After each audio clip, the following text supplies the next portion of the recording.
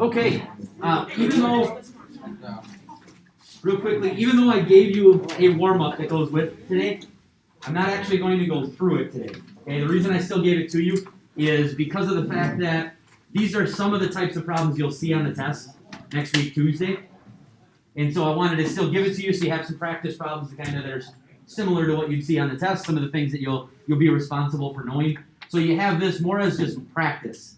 What I want to go to is the second part of what we were working on yesterday, and basically use this as our warm-up, okay? And kind of work our way through it, because then today's lesson is pretty much just practicing this, making sure you're understanding, making sure you're doing a good quality job at these types of problems, because this is probably the main idea of this chapter.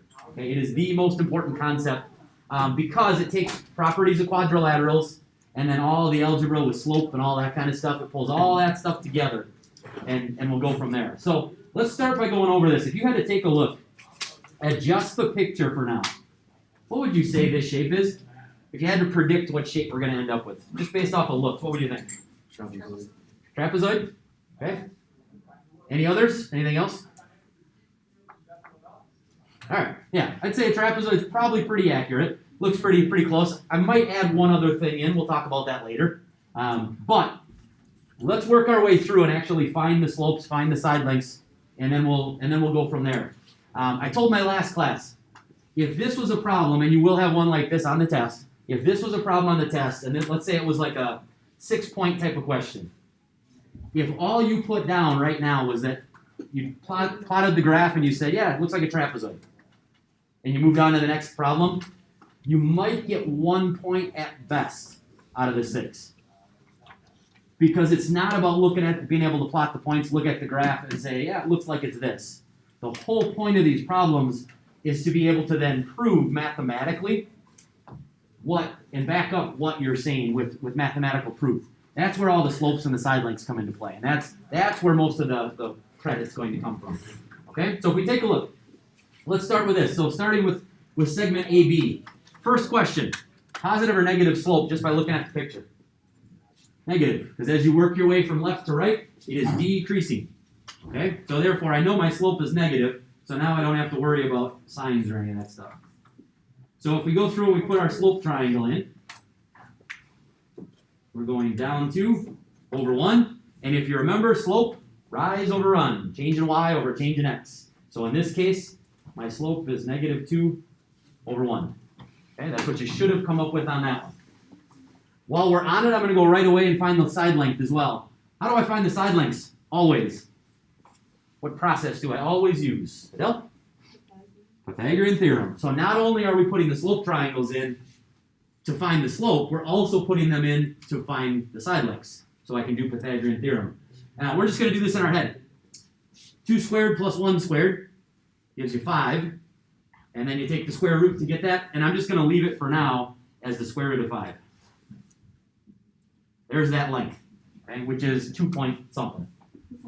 Okay, there you go, 2.24. Okay. So there's your first side length. Now we move to the next one, and we just work our way around the shape. Segment BC, positive or negative slope? Positive slope. Again, as we work left to right, it is increasing, it's going up. So I know I've got a positive slope. And again, we put the slope triangle in. From B to C. Looks like we're going up 3 and over 6. So positive 3 over 6. In this case, I am going to reduce. You should always reduce if you can. We end up with a positive 1/2. And again, now here's something that came up in this class yesterday that I want to make sure we clarify so you don't make this mistake a week from now when you get to the test. And that is, when you find the side length, you cannot use the reduced slope to do it. You need to use the slope triangle in the picture, okay? Because the length is not dealing with 1 and 2. We're not talking about part of that. That's a reduced version. We're talking about the 6 and the 3, okay? So you can't use the 1 and the 2 from that reduced slope. You got to use the slope triangle that's in the picture. Yeah? If we don't reduce, do we lose points? Not necessarily. I mean, I don't think I would probably take points off, but general rule of thumb, if you can reduce, you always should. Okay, so I would like you to reduce. Part of the reason, by the way, and well, we'll talk about, actually, remind me, we'll come back. There's a reason why reducing helps you. It'll help you on this problem. Okay? So if we take a look, again, let's do this in our head. We've got 3 and 6.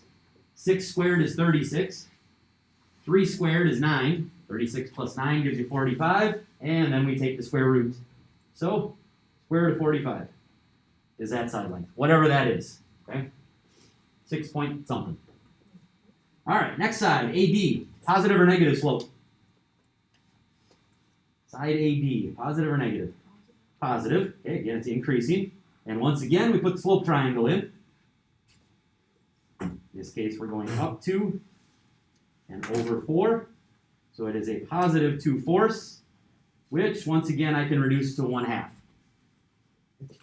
Again, side length. Do not use the reduced version. Use the slope triangle in the picture. 2 and 4. 4 squared is 16. 2 squared gives you 4. Put those together, you get 20. And so the side length is the square root of 20. Which 4 point something, whatever that is. And then we go to the final side, DC, positive or negative slope?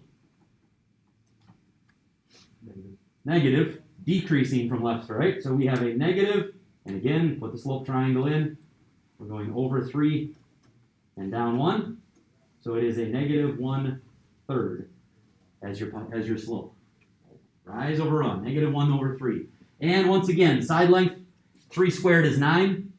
1 squared is 1. Put those together, we end up with the square root of 10 as our side length. All right, so we did the math. Now, here's the most important part. Once you've got the math, now it's time to analyze. What does that tell me? We just found 4 slopes and four side lengths.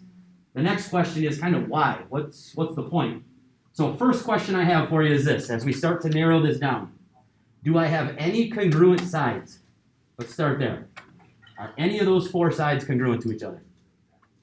Nope. You take a look at the 4 lengths we came up with. None of them are the same. Which means right away, which shapes can I eliminate? Square is out. Rectangle's out. Rhombus is out. Kite is out. Isosceles trapezoid is out. Good one. Parallelogram is out. What are we left with, basically? We pretty much are at the trapezoid, right? Which is what we said. But we're not done yet. Okay? So just based on the fact that I have no congruent sides at all, pretty much narrows me down to a trapezoid. So now if we keep going, let's do some more analysis on the slopes. First question I have for you, do I have any parallel sides? Are any sides in this shape parallel? And how can you tell? Matthew, how can you tell? It's A, B, and then BC because they have the same slope. Right here, same slopes, 1/2. Okay? Because those slopes are the same, that means this side is parallel to this side. Those two have to be parallel, which further confirms that this is a trapezoid. We got one set of parallel lines. Okay? Now, I'm going to go back to your question, Hunter, before about reducing. If you did not reduce, and you were looking at this as, right here, you've got 3 over 6, and this one is 2 over 4. Would you know, just by looking at it right off the top of your head, that those are the same slopes? No. Maybe, but not necessarily. That's why it's important to reduce. Okay? Because you might look at 3 6 and 2 4 and just say, oh, those aren't the same. But they are. They're both 1/2. Okay? That's why it's also important to reduce. There's another part. Do I have any, so I've got parallel lines. Do I have any perpendicular lines? Which ones?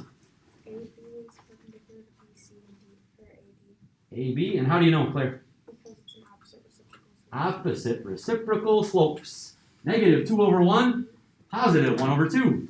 Okay? So that negative 2 over 1 tells you that we are perpendicular. This slope, AB, is perpendicular to both of these other two that we're talking about. Which means we've got some right angles in here. There's a right angle. There's a right angle.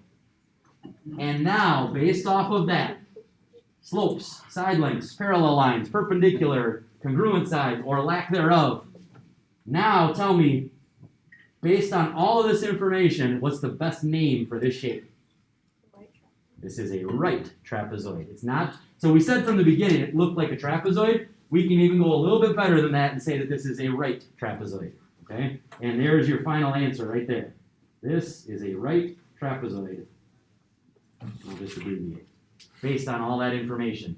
Again, if I go back to the idea of a test, let's say you did all of that work, you graphed it, you did everything, and you said it was a trapezoid rather than a right trapezoid.